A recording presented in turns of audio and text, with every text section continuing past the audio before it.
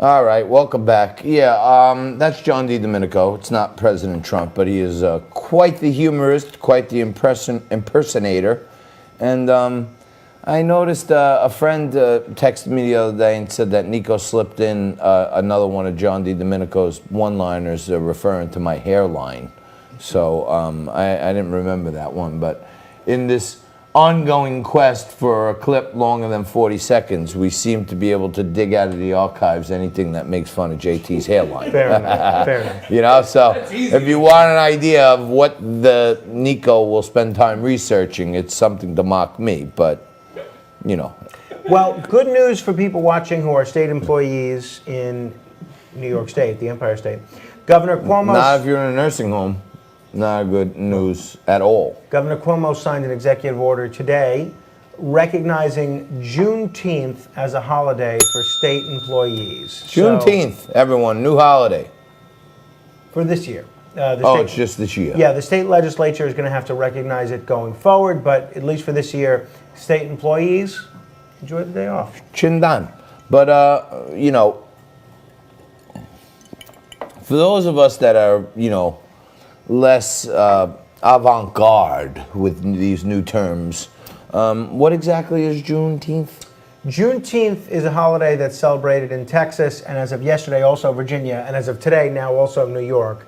So it's really, I mean, I think this is blatant political pandering by Governor Cuomo. I mean, does anybody remember when he started doing these daily coronavirus press briefings? It was ostensibly to inform New Yorkers the information they needed to know about the coronavirus, how many people sick, how many people injured, how you can get a test kit, what the state's going to do for you in terms of unemployment, your landlord can't evict you, all good information. Now it's essentially become 2 hours of the Andrew Cuomo show, him just pontificating whatever's on his mind. And today, he threw a bone to the black community because there's nothing that says we're going to fix police brutality than recognizing a holiday that some people have been celebrating for 140 years. But Juneteenth was the day, June 19th, was the day that Texas slaves found out they had been freed. They didn't get the word until about a year after the Emancipation Proclamation. News traveled very slowly in those days. Wow. So it's been a big day with the American black community. So it's like June 19th? Yeah, but they call it Juneteenth. I'm saying, but June 19th is like That's the day. The day. And it's when Texas slaves found out that they were been freed. Yes. All right, that's good. I can understand that. And then the correlation to New York, New York slaves. No, New York had freed their slaves in 1824. Why doesn't Andrew Cuomo free all the restaurant owners in New York? You know what I mean? While he's spending New York State money inventing new holidays that I don't know how they apply to New York.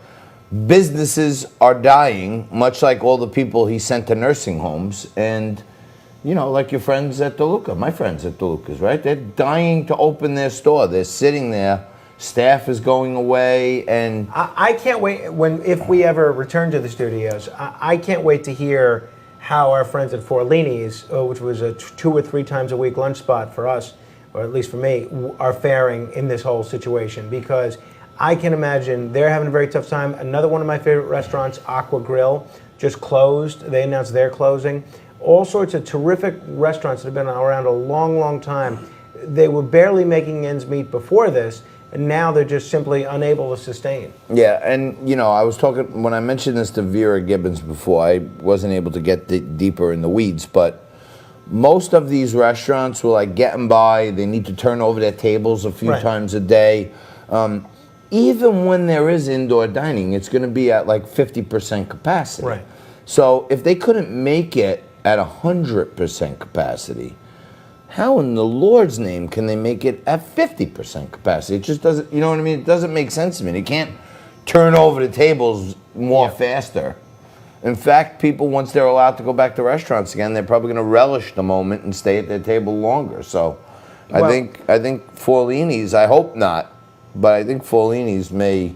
Well, the only thing that may save them is they own the building itself, and they don't have to pay these exorbitant New York City rents. But the interesting thing is I had my first experience in a restaurant Monday after 3 months because New Jersey has outdoor dining. So we made the trip to the Garden State, and we had lunch somewhere or dinner in Asbury Park. And what they said was, we'd appreciate it if you could keep your dining experience to an hour and a half or less.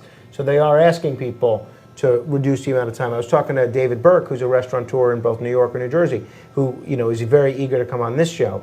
But he said that what they're going to be doing is offering lower prices for people that dine at off-peak hours, which is perfect for me because I enjoy eating dinner at like 4:30, 5 o'clock anyway.